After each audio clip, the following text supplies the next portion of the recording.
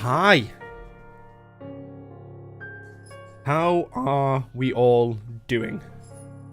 I am so excited to see where this game ends up. So, as I said at the end of my previous stream, that today I was going to open up with my finalized kind of theory of how I think the game's going to pan out. And there's one thing I didn't take into account. So, the letter. As you can tell, the game is titled after the said thing.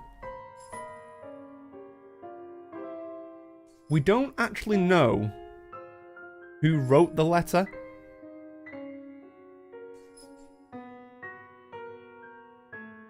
So me thinking that the letter has no connection whatsoever to the rest of the game. Because I'd always assumed that the letter was written by the ghoul. Or the woman, as she's known, but I know her as the ghoul because, let's face it, she's a burnt husk of a woman. She looks like a ghoul. I always assumed that it was that woman who wrote it. What if it was Charlotte Ermengarde, and the woman was actually genuinely a witch, and laid a curse upon the family, the Ermengarde family. And that it was Charlotte Ermengarde who wrote the letter. Because we saw in one of the scenes, and numerous times we heard what we assumed was Hannah's voice, but I'm probably going to guess it was more Charlotte Ermengarde's, but because Hannah and Charlotte look very similar, they may have just reused the same voice actor. It's a possibility. So with that in mind, if that was Charlotte's note. So in sequence of events, she saves the slave. She takes her on as a housemaid or whatever she took her on as. And then weird shit started happening around the house. I'm still convinced that there was an affair going on. Still kind of convinced. But what if Charlotte had burned the woman refused to die, and in her final minutes, she wrote the help me, help me, help me, help me, help me. She wrote that bit of it. And then the final footnote of the letter, show this to 5 people or else, was the witch, ghoul, basically adding that onto the end and using that as some weird hoodoo voodoo to tie herself to this world indefinitely. And that she could just continuously take lives. She was made to feel like she was lesser than everyone else. She was a slave. She was put down. She was beaten. Whatever they did in this timeline to their slaves, she was subject to. And as we know, Marianne was captured by this ghoul, which I can only assume the bits underneath were possibly the slave pens, and trapped her within there. And has subsequently, over numerous occasions, voiced herself through the wine cellar to try and lure more people down into the wine cellar towards those catacombs to lock them up. That's the only way I can feasibly see Marianne's sequence of events making any sense. That is literally the only way that Marianne's troubles and everything fit within the story. So with that said, I wonder whether it wasn't Charlotte who decided to free the slave, but it was actually Edward Godfrey who was trying to convince her to save her. And it was actually by his word, but because Charlotte was the titled woman of the place, it was known as Charlotte Ermengarde's thing. And yes, she could have facilitated the entire thing, but it could have been Edward's thing, which then could have led to the affair, blah blah. All that stuff. I'm still convinced they had a child. I'm still convinced Luke Wright is one of the descendants because he eerily looks like her, and that Hannah could be a descendant of the Ermengarde family without knowing. Maybe they changed the name. All of that is a possibility. It just makes sense in my head that Luke is some form of a descendant of the witches because of the way she was protecting him. In that one still image, which in actual fact, hold on, I might be able to find, because I took a picture of it on my phone, I might be able to find that said still image. Don't know whether it'll come through well enough. Nearly. But you can see that she's sat behind... She's behind Luke Wright in kind of a lover's embrace. And we know from potentially choosing the wrong action through Ashton's story, which was to harm Luke and disarm him, Ashton got attacked by something while also hearing the witch's cries, the pleas for help, this, that and the other, and then she was up top threatening to do something to Hannah. We never saw who fired that, what I can only assume is an arrow. But something took action after Ashton hurt Luke to kill Ashton for hurting him. And the only plausible excuse is the witch. The witch had somehow found herself a giant medieval ballista because the arrow was like that thick in diameter. Like, it was a big arrow. But I guess we'll all find out at the end of this. I'm still trying to think of how this story could end. What stops this ghoul from doing what she's doing? Because I can only assume that's a logical conclusion for the entire game. Eventually, the events that have transpired with the hauntings, the curse, everything like that will get resolved. Unless you play the game badly and then potentially there's a bad ending, which means that, oh shit, you didn't succeed. It's going to be another 100,000 years before someone... yada yada.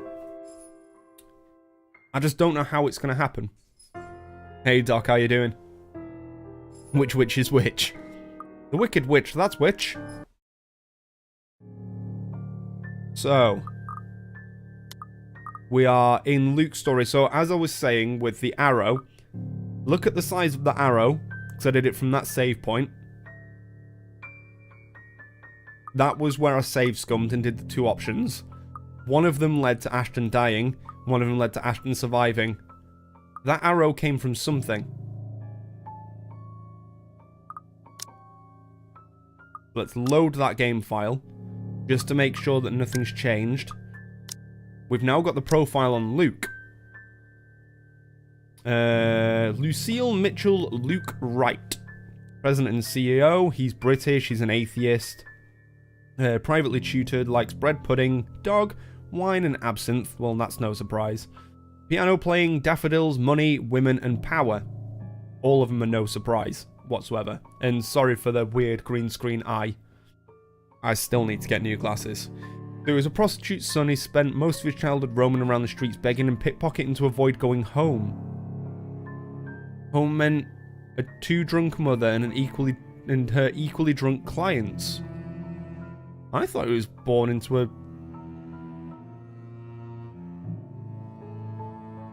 What?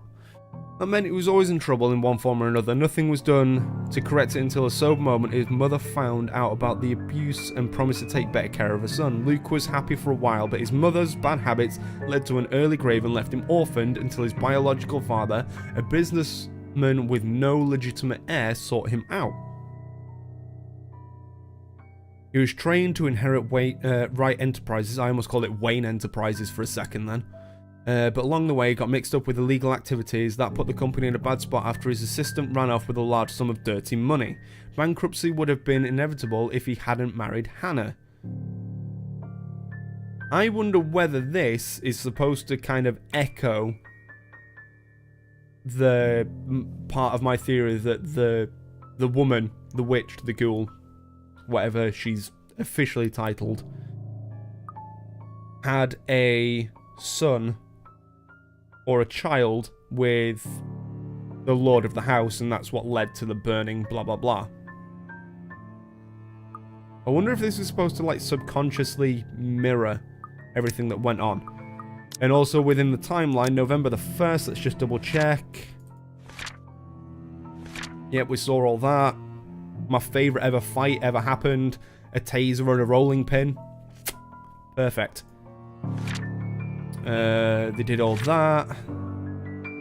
Long desperate search. However, in spite of Luke right pose at the moment, Ashton lowered his gun. So this is the good ending. Or the good ending to Ashton's story, the one where he survives. Cool. To say that I'm scared of what happening is a gross understatement. Trouble of any sort is the last thing I want to get home to after a long day at work and a trip to the bar. And when I see Hannah near prostrate, I can only feel dread. She twitches and seizes, body wound and coiled tight before thrashing, shuddering and shaking. Like a woman possessed, her mouth falls open and her eyes roll back into the back of her head. It has the hallmark signs of a seizure. The symptoms are similar enough.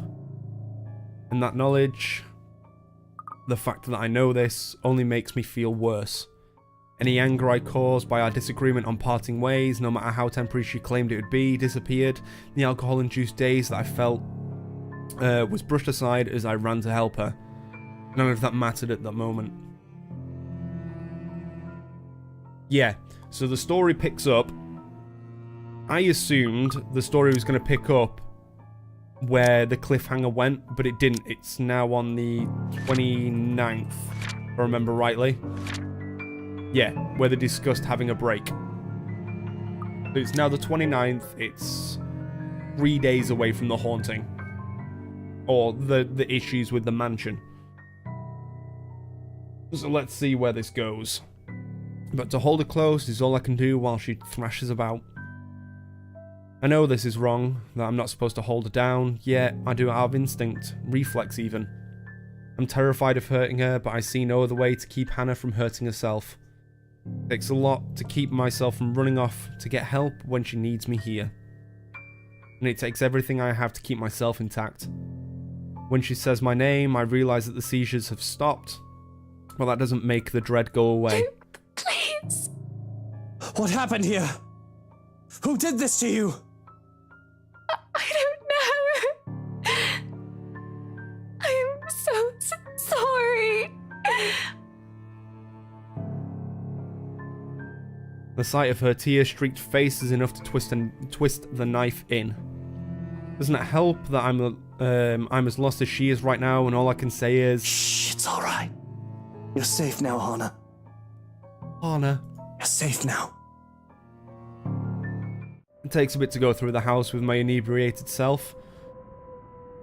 Okay. That was a very sudden cut, but that's even made worse by the fact that I had to carry a nearly unconscious person as well. I was about to give up too up until Shroken showed up to lighten the load. I'm guessing that's their butler.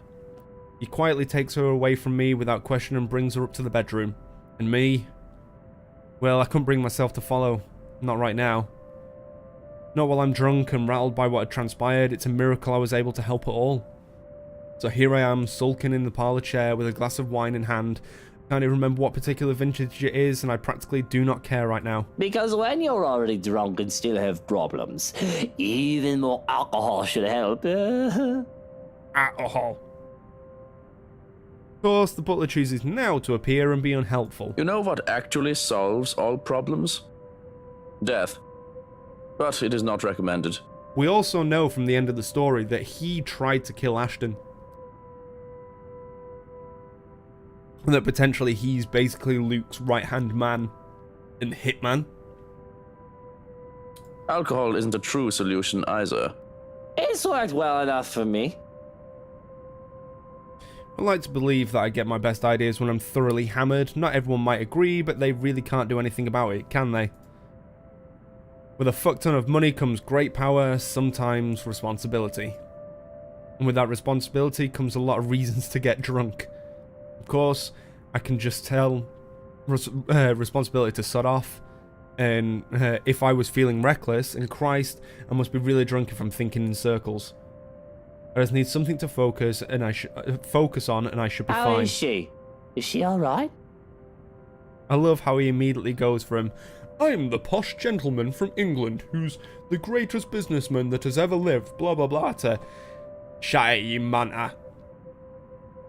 Pretty much, he turns into like the EastEnders accent.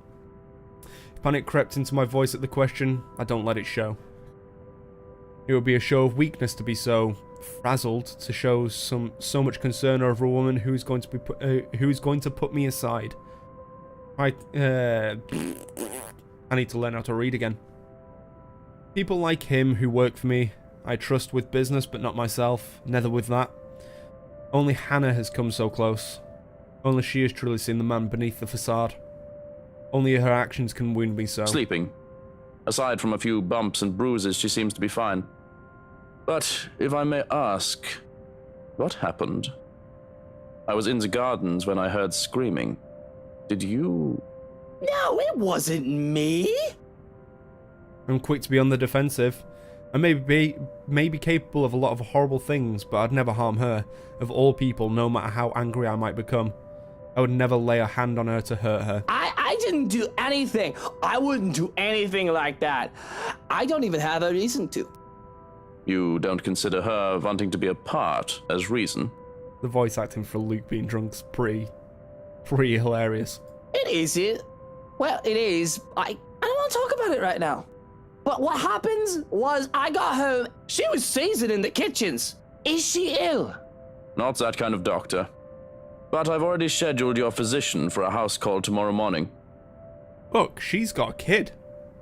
We know from the rest of the story that she's pregnant. And there is the possibility during a pregnancy of it causing seizures. As far as I can remember. We'll still have to monitor her as soon as she wakes up and... Oh god, things are coming back to me. I need a drink. Really? You're still drinking? Why, yes, it seems to be the bloody best time to be drinking. I'm allowed, aren't I?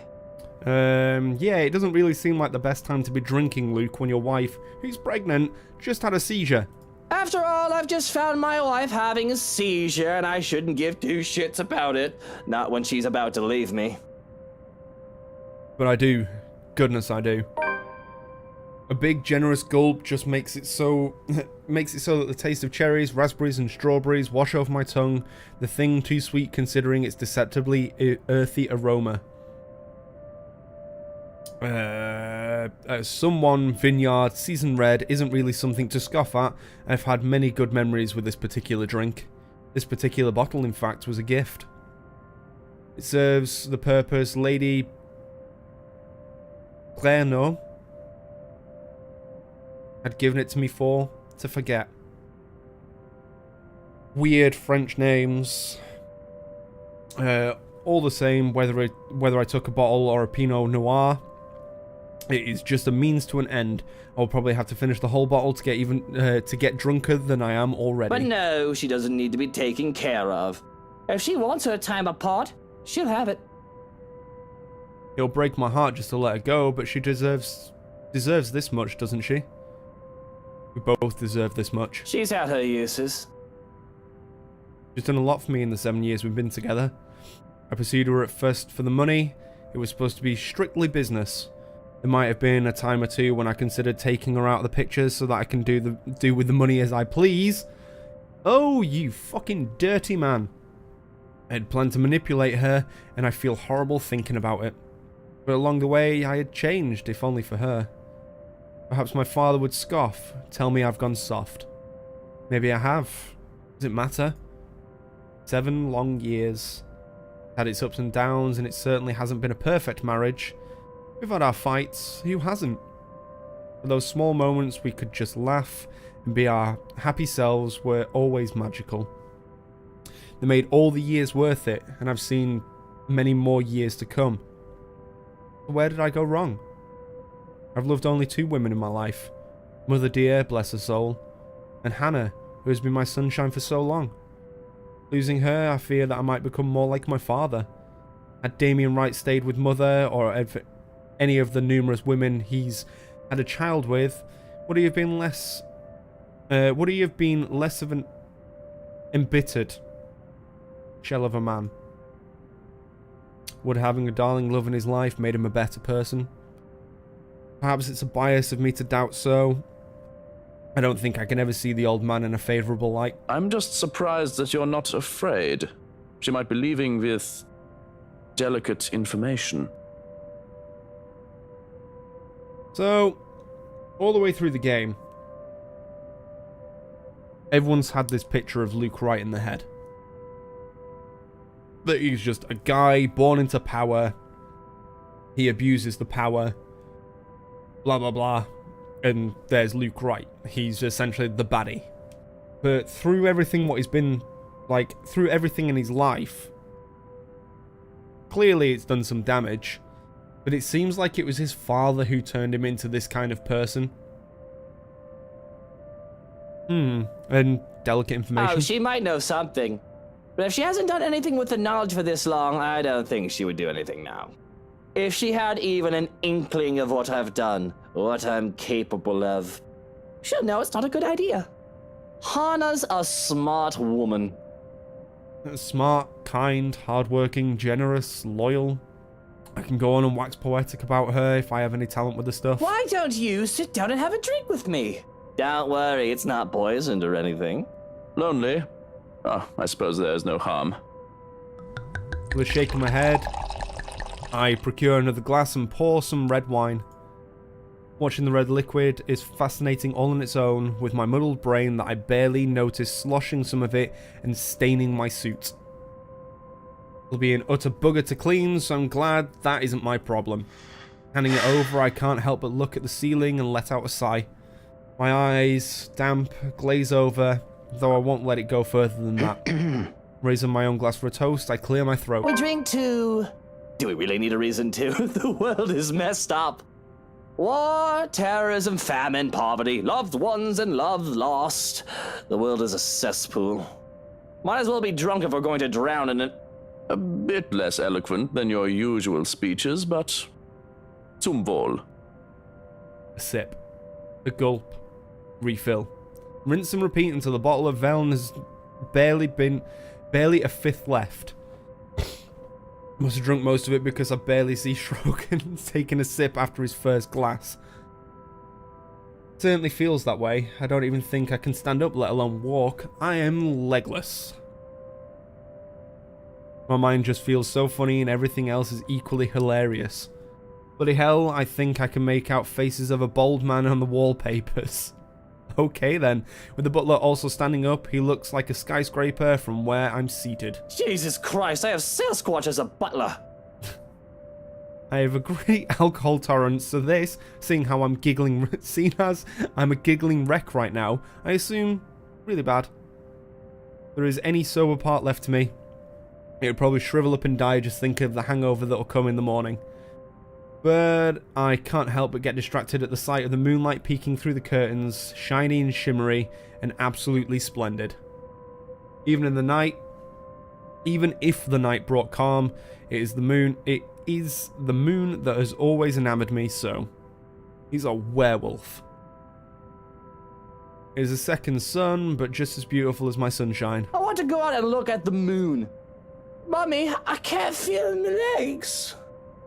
Mutter, I am not. Oh, Don't Luke. tell me I have to carry you upstairs to bed. You know, Hana, she told that photo man that I was a trying husband. I can't even. The nerve of them, right? He goes and takes her out shopping, and they give me lip service in return. I bet they were talking shite while they were in the store spending my money. It's not your money, it's Hannah's money. Am I a trying husband, Joe? I wouldn't know. You're not my husband, are you? But you are a trying Dummkopf when you are this drunk. I'm sure Dummkopf is dickhead.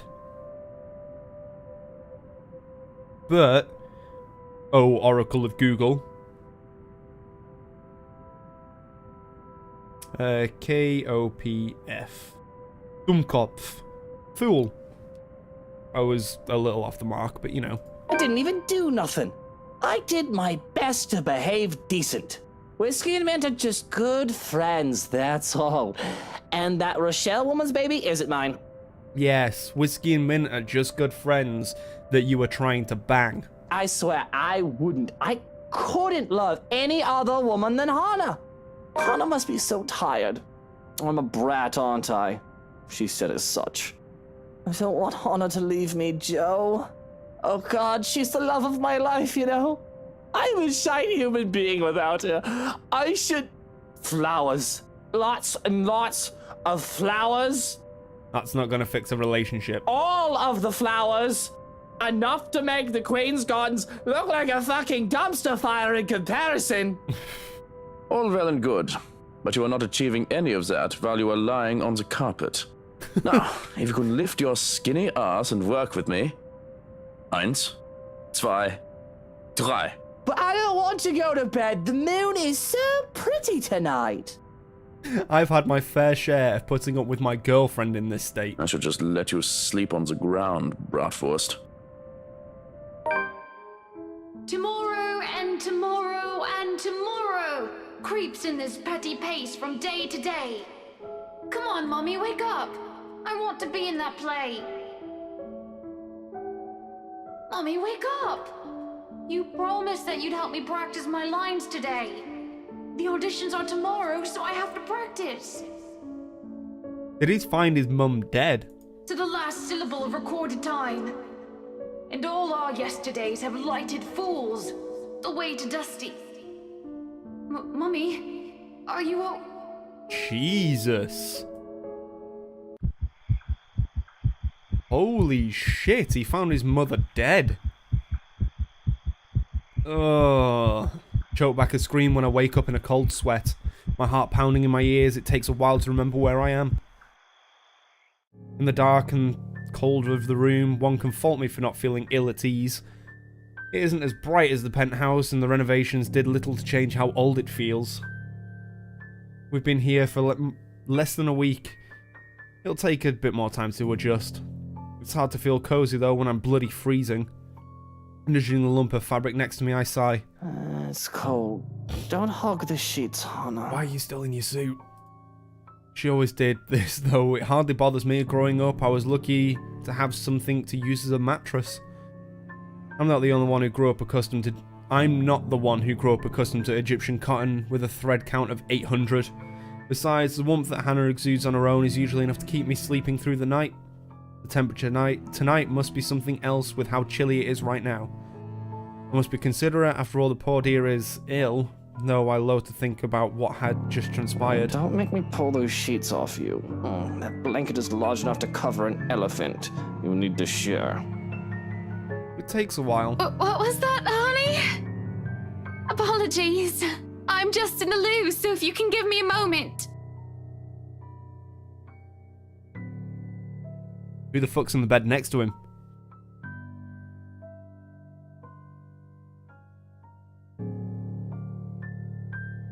There's no sign that they'll be moving where they lie. With care, I go for a knife hidden underneath my side of the bed. It would be foolish of me not to instigate anything while I'm unarmed after all. To pull back the covers would be more of a difficult affair because reaching out to uncover who was underneath, I have to prepare for anything and assume the worst. If I so much as see the nozzle of a gun, there's going to be a murder tonight. This can only be the woman. The witch. I know they say not to bring a knife to a gunfight, but I think I can sink a blade in his liver faster than he can point and aim. I see the rise and fall of the sheets, though it could easily be mistaken as the fault of breeze. I hear their breathing. A great sense of foreboding comes over me, making me hesitate with my plan. I should just get Hannah and myself out of here. Not look back and let security handle it. That's what they're here for. Or maybe I should just man up. There's no way I'm risking the chance that inaction will put Hannah in danger. What's the worst that could happen, right? I've got no reason to be afraid. There's no boogeyman under the bed, no monster in my closet. If anything, these things should be afraid of me. Right? I grab a fistful of sheets and throw them aside.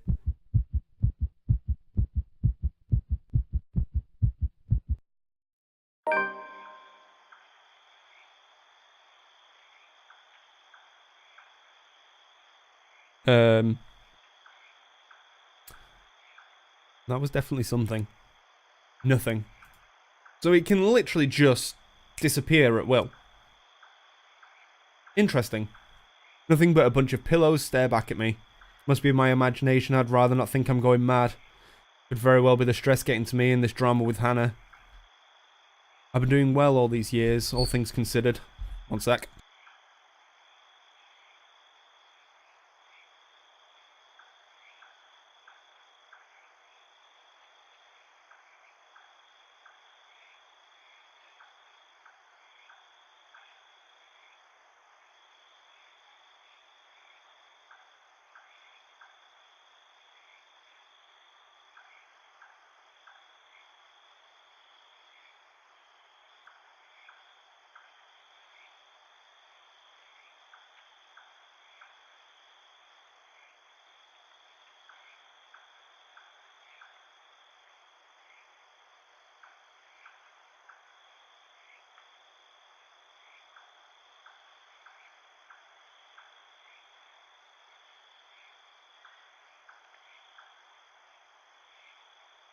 Right, sorry about that. The missus just got home.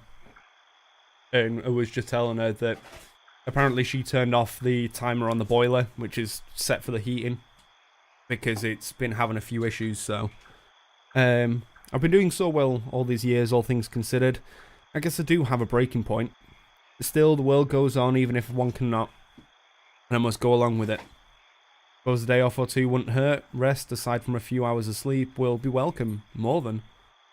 But I can't shake off the unease.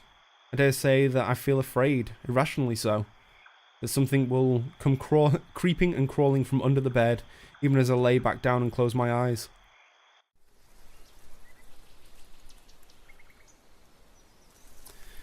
So far, he's not seen this ghoul. But it's always been there around him. So I wonder whether like the events at the end of Ashton's chapter where she was seen at the top of the stairs with Hannah, probably just threatening her life, was possibly the first time he's ever seen it, but it's always been around him. So the thing doesn't dare show itself to him, even though it's trying to protect him. Weird. And I'm pretty sure he's seen the letter. Because he called it a poor excuse for modern art or a lame Halloween prop. So he's definitely seen the letter, so if the whole thing of the letter having the curse is true, he should be able to see her, but she's just choosing to disappear whenever she's around him. Which is odd. The odd dreams don't linger, thankfully. With the morning comes another disturbance. Both too loud and too sharp for my tastes. Oh, this might be Zach turning up. I have very fine tastes. When the piercing ring of the doorbell reaches even the bedroom, I'm very much inclined to think the person who built this place lacks any sense of it. Perhaps the only thing good in it is that the ruckus has chased away the needling guilt from last night's commotion, if only temporarily. Still, it's a bloody annoying distraction. I can tell already that it's going to be a long day, and it hasn't even started. Before the racket even lasts another minute, I'm peeling myself off the bed and heading straight towards the main door. There'll be a murder today if this doesn't let up. How quaint. It seems everything in this blasted universe is intent on getting on my nerves as of late. Gordon Bennett! Only a Nancy would knock at such an ungodly hour! In the first place, I shouldn't be the one doing this. This is why I hired a valet, for fuck's sake. Where's that damn butler when I need him? Yeah, this is where he sees, where Zach's trying to warn them about something in the house. I'll be honest, if only for today, the mansion this quiet at this hour of the morning, it's easy to believe those little ghost stories might be real. But the only horror here is how long Hannah's patience with me will last after the incident at the party. Neither the deafening silence nor the biting chill spreading across every room in the place. There's no place for fear when another set of problems has already burned that fuel. I'll wait for another second. When no butler still answers my call, I simply yank the doors open myself, perhaps with more force than needed. Hi, Zach. Maybe it should be appropriately there, considering the person on the other side, and the hour he dared to appear on my doorstep.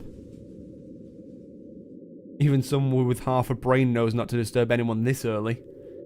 Brief confusion quickly gives way to anger, and before the bloody photographer can even get a word in, I'm hurling venom at him. Less than he deserves, really.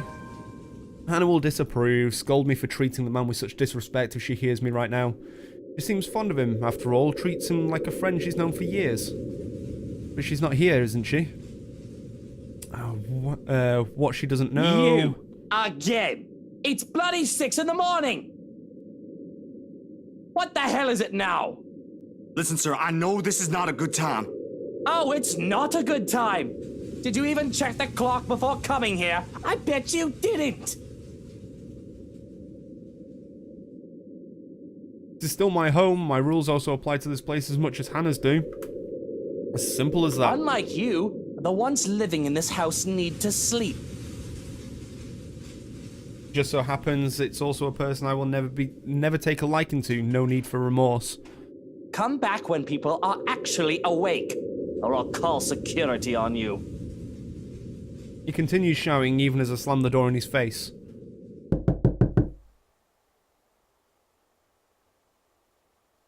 Sometimes the sound design in this game is a bit too good. I genuinely thought someone was knocking on something then, in my house.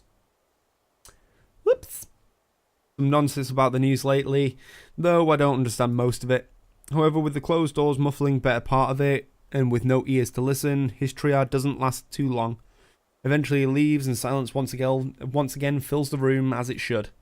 In hindsight, maybe I should also call psychiatric services. He certainly sounds mental just screaming like that. A suspicious man like him, left roaming in the immediate grounds. Nothing good can come of it. But if his presence will indeed bring a problem, a sign of bad things to come, I'll probably know soon enough. Worst comes to worst, Johannes will take care of it if need be. That's what I'm paying him for. In the meantime, the bigger problem at hand, a hangover. Maybe I'll have some absinthe to temper it, dog hairs, or some wine to help me get back to sleep. Still early, one glass won't hurt. Yeah, he's alcoholic as well, or two. Whatever the case, I need to think wherever that will lead me to. It's nothing. Everything leads to nothing. Except for this pounding headache, as if my mind will burst at any time and leak out of my ears. My vision swims in and out of view. My stomach threatens rebellion, with plans to make me throw up what little food I've taken in, and how my mouth feels like it's filled with cotton. One would think that the fact that I'm hungover would make me the grumpiest person in the room. But as it is, my eyes move over to Hannah, who is stirring sugar into a tea and scowling down at it, all the while as if it's just murdered a baby in front of her. I have half the mind to bemoan my current state and make a fool of myself just to make her smile. I'm rather good at bemoaning. Well, I would admit that. Why, I'm already adopting the posture of a whiny teenager as I speak, slouched forward with my cheek on the table. Oh, I'm dying! Oh God, I'm dying! Hannah! Johannes, call an ambulance, please! Let it be known that I leave all my belongings to Hannah right knee Evans. Everything but 30,000 quid. But oh, I see a bright light. I see a farm. Mother dearest, is that you? Little Lucille is on his way home. I'm so sorry, but I must leave you, Hannah. Cover my face. Okay, Your eyes then. dazzle. I die young. How much I can manage through the hangover, a thing entirely of my fault considering I've twice drunk the night before. Another thing I will never admit, really, it's a miracle I haven't cured alcohol poisoning Oh, yet. stop being so melodramatic, Luke. Besides, you never lived in a farm. You hate farms. We are not bringing you to the hospital for a hangover. Really? One would think you'd be used to it by now with how stubborn you are about your drinks. Dare I ask what the 30,000 quid is for, though? Pulls a small smile from her for a moment, but the pinched look on her face returns quickly enough. He lost a bet with Robert and Elise after a night of drinking at the Crawl. 10,000 each. And another 10 to me. The sneer that makes its way on my face doesn't hold as much heat as it usually does. Just a bit of a friendly ribbing. No, I still wish he wouldn't tattle. Of course, it was my fault for mentioning the money. It wasn't like anyone will notice 30 grand missing from millions, though. That's how much I spend on a normal weekend. Jesus fucking Christ. Oh, must you be such a teacher's pet? I told you not to talk about it.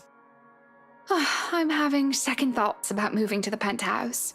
If this is what you do when I'm not looking. I've almost forgotten about our little arrangement too. Shame. Hopefully that's the reason why she's so intent on glaring at the table until its varnish peels off. The alternative would be sobering. It was that one time. I'm not a child in need of minding or mother hens. Sobering. As much as I'd love for you to stay, you said you need some time to yourself. I read good. Don't let the fact that I lost a bet once make you think I have to be supervised. It wasn't. I'm just worried about you, Luke. I'd be less so if you actually sat up. Why are you worried about me? I'm more concerned about what your doctor told you. How did the house call go? I didn't want to intrude on her privacy when the doctor arrived, a ridiculous sentiment considering I am still her husband. But it wasn't like I could have done any good being there, what with nursing a hangover and all. However, a part of me feared what would be said, not to mention I trust Hannah would tell me if it's something serious. Of course, it's probably something bad. And I would be a fool to hope otherwise. Found her having a seizure, for goodness sake.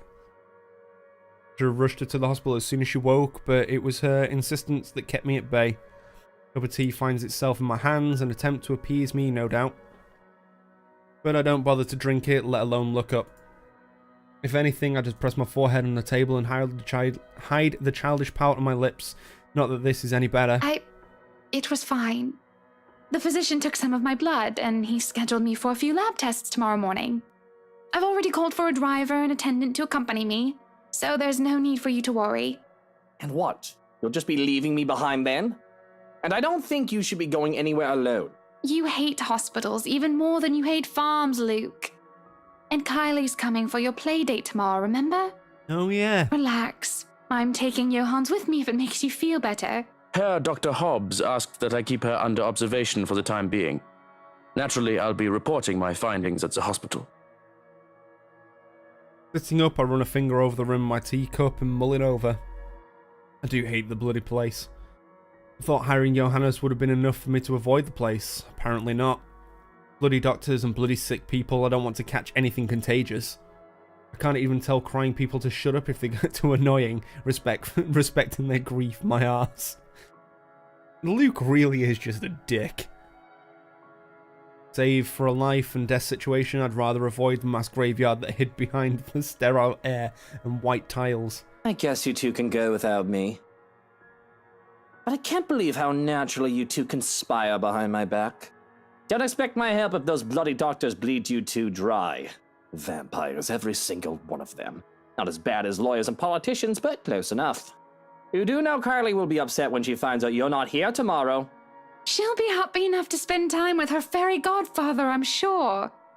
You're a good role model for her, despite your whining. I won't call Luke a good role model at all. Like, ever. No matter how many times Hannah claims that whining is unbecoming of me, I never listen. It's not like anyone that matters is here to judge. Well, it's not like anyone actually matters. Anyone else actually matters. I'll whine if I bloody well want to, and I'll be no lesser because of it. Of course, I will not tolerate another person's whining, except perhaps for Hannah, but she hardly ever does that. Even right now, I can see the look of pain. I can see as a look of pain passes on her face and her hand goes to her stomach. As she keeps quiet, not bringing it up or complaining. What should I do?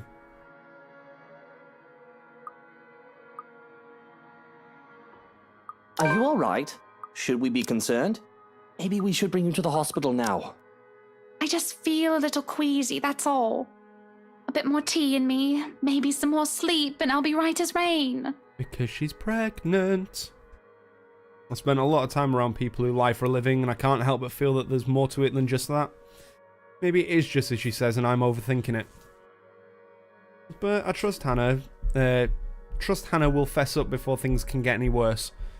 Never really lied to me before.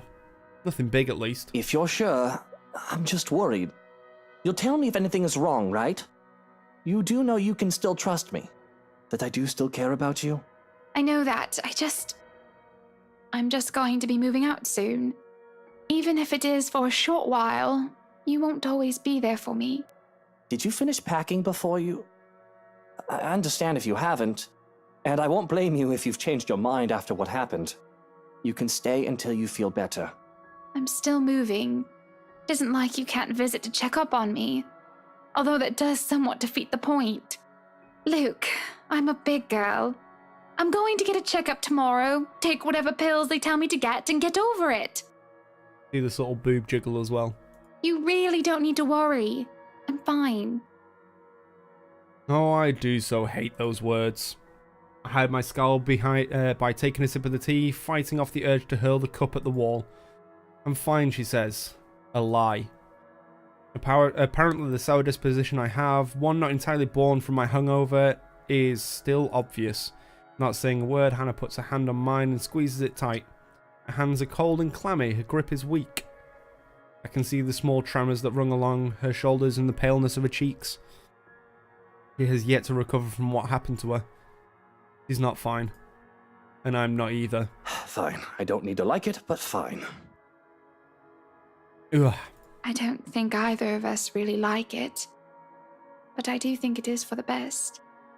Perhaps we should bring you back to bed. The sooner you are off your feet, the better. Also, I must say, it was up to my decision whether they had a break or not. And I chose for them to have a break. So, I think this is now playing out the consequences of my actions while playing as Hannah. Is that some sort of roundabout way of saying that you want to sweep me off my feet and take me to bed? This isn't our honeymoon. I need rest, mister. I'm aware that this is the farthest thing from our honeymoon. This isn't how things are supposed to be. Hannah isn't supposed to leave. I'm not supposed to let her. And if she ever did leave, it's supposed to be on my terms. Everything is going wrong. I respect her enough to let her have her space, as she so puts it. If divorce is brought up, however, well, that's another matter entirely. Really now, you shouldn't have gotten up in the first place.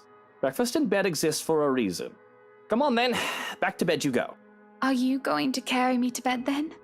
You're far too heavy for that. Johans could carry you, if you'd like. What a fucking low blow. Can you blame me if I enjoy food too much? I can walk, thank you very much. I don't say a word as she clutches my arm to steady herself. There's no protest as she uses me as a crutch while going up the stairs. But that's as far as I want to go.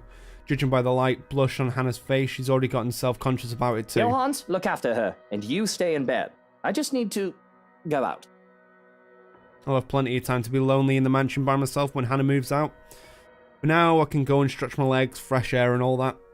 Breathe.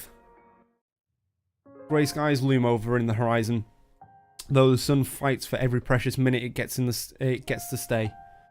It'll rain again soon, with the wind bringing along the gloomy clouds normal to Luxbourne. Until then, it doesn't hurt to be out here for fresh air and sunshine. I walk to the gardens, what little of it there is at the moment anyway, and kneel by the daffodils. As far as I know, or as far as I remember, the daffodils are, you know, like pretty much every couple has like the memory of the one object or thing as part of their relationship. Theirs was daffodils. These were the first things first to be brought here and planted on my request, and if nothing else, they brought the sense of peace. They were her mother's favourite, though they were mother's favourites, so they were his mum's favourite flowers as well. Closing my eyes, I lift my chin up to a welcoming the light that shines upon me. And for a minute, I can imagine myself as one of the flowers, peaceful, blooming, and all too happy to stand in its warmth. Life would be much easier if I wore like flowers, wouldn't it? Yeah, it certainly would, Luke. But I didn't step out of here to get all philosophical. I had problems much more practical than figuring out the meaning of life, after all. Too many things have gone on these past few days, and I want to forget about them, even for just a moment. It's almost All Saints, isn't it? To think I've almost forgotten. Speak the words absent-mindedly. The date means nothing to me, as I never worship the religion, nor have any graves to visit. After all, Mother was never given a proper burial. But it's a day as good as any for me to grieve. Otherwise, I would have done so every single day, crippling myself and shutting everyone else out. I can remember how the flames licked her flesh and how it consumed her body until there was nothing left but ash. I stood there watching with the operator and the social service worker, though I could have been alone for all I cared. I felt alone. It was the most that could be done. No one would attend the funeral for a dead prostitute, let alone pay for it. And all that is left of her, proof that she lived, is her name written in the ledger of Luxbourne Cemetery. A lighter and me. Pulling out the lighter from my jacket, I can't stop myself from flicking it open to stare at the flame and run my thumb over her name. So her name was Eleanor. All in all, it isn't much, but it's something. And it would be wrong of me not to make something of myself when she would have given everything to make sure I can become anything I want to be. Feels like I'm stuck in a nightmare right now. What I would give to have you here by my side, Mother dear. To see you smiling at me. Alive and as beautiful as ever. I'm afraid I'm starting to forget what your face looks like. I've already forgotten the shade of your hair. Eleanor Chandler was a wonderful woman, though not everyone would have agreed. Not everyone had seen her past her occupation, past her vices and her illness. All they saw was a poor woman who sold her body to make ends meet, and had a bastard son because of it. They didn't see the mother who worked hard to put food on the table for me, the woman who gave and gave and gave to me while expecting nothing in return. She told me the merits of hard work, but though I loved her so, I worked hard for myself. I would not be so foolish, so selfless towards people who never give back. I learned that from the father who plucked me out of an orphanage for his own selfish gain.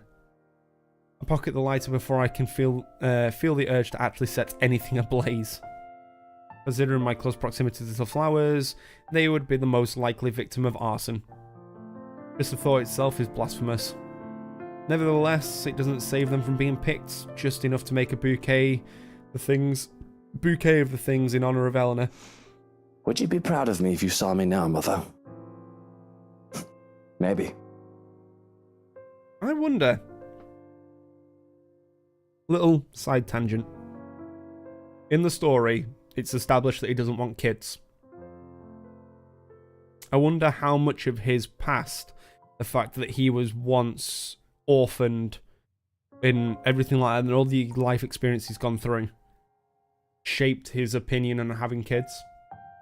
It really would not surprise me if it did. You're always so forgiving. No matter what trouble I got into, more than I deserved. Especially now. It's been a while since I've talked to my mother like this. I've been thinking of both my dear parents far too much as of late, when I shouldn't. I have a future to look forward to and the present to take care of. These memories of the past give me nothing but grief. The life of Lucille Mitchell Chandler should be nothing but a footnote in Luke Wright's non-existent autobiography. Because of Hannah, isn't it?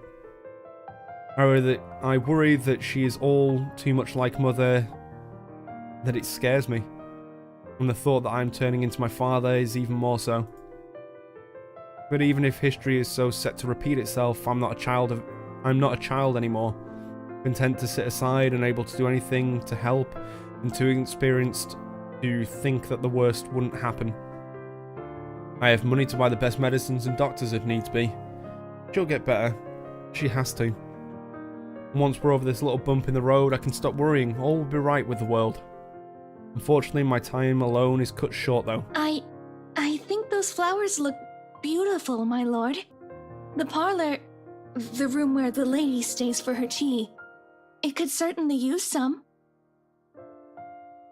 The voice is not familiar, though I'm not really one to remember such things.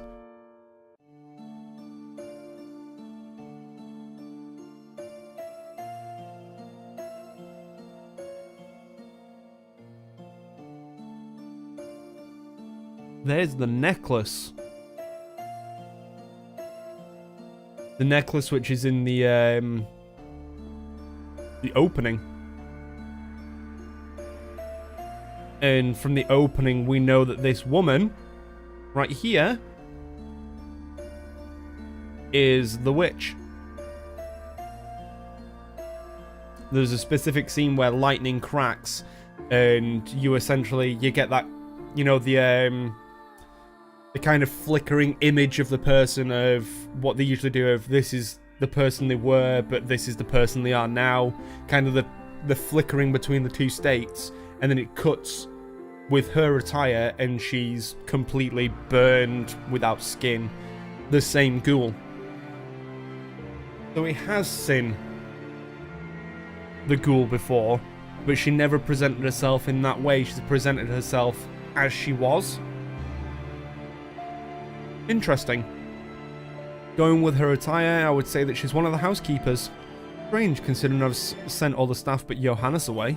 And her face, as pretty as it is unfamiliar to me. It'd be a lie if I said I didn't, if that didn't set me on edge. Most would say that I cared little for my employees. That's entirely untrue. However, I'd like to think I know the people who work for me, especially those who would roam my home, even if it's just a face and a name. Besides, I remember a beauty such as her. I would remember a beauty such as her. So who is this? Is she someone impersonating a household staff to get in? She's doing a bad job of it. Didn't you get the memo? Are you new? Today is a day off. You aren't supposed to be here. I expect poor excuses and apologies for the likes. Apologies the likes of her often give, but she merely smiles. Oh, no. I've been a servant here since you first came.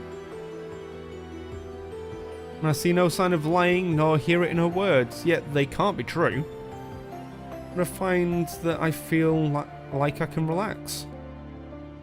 She has that sort of smile that makes one's kindness shine through without words or actions. It reaches her eyes, filling them with a strange sort of mirth, as if she's just thought of something very funny. Jesus Christ, why can't I read?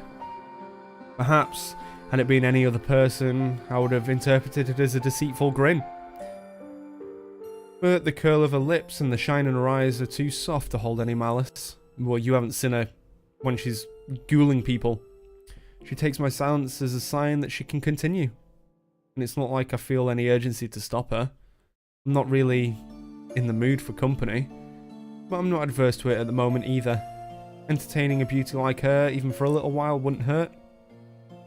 Helps that she proves easy to listen to, despite how oddly she speaks. I'm sorry. I apologize. I shouldn't have bothered you. Look at me, talking to the master of the house without even asking for permission. What will the others think? If you'll excuse me, I'll just... I haven't driven you away yet, have I? And it's your day off. I don't see why we can't chat a bit. Of course. If that is what you wish. As long as it does not get you into trouble with the lady. To even take time for someone as lowly as me. No wonder that everyone under the mansion's employ is so fond of you.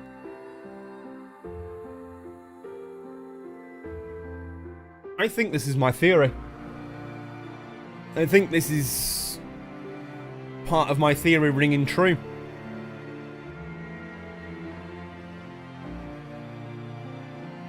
She, in the previous life, had a thing for Edward Godfrey, who looks suspiciously like Luke Wright.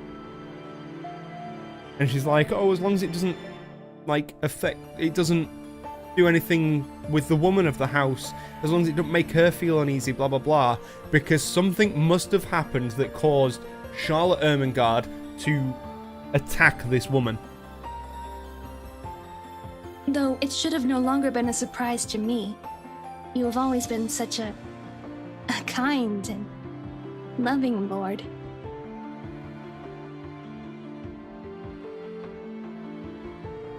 See? I have to stop myself from calling her out on a shite. It's almost as if she's talking about an entirely different man, Lord Edward Godfrey. No matter how big my ego gets, I know for a fact that I'm hardly in the running for Best Boss of the Year award. The only reason that most of my staff stay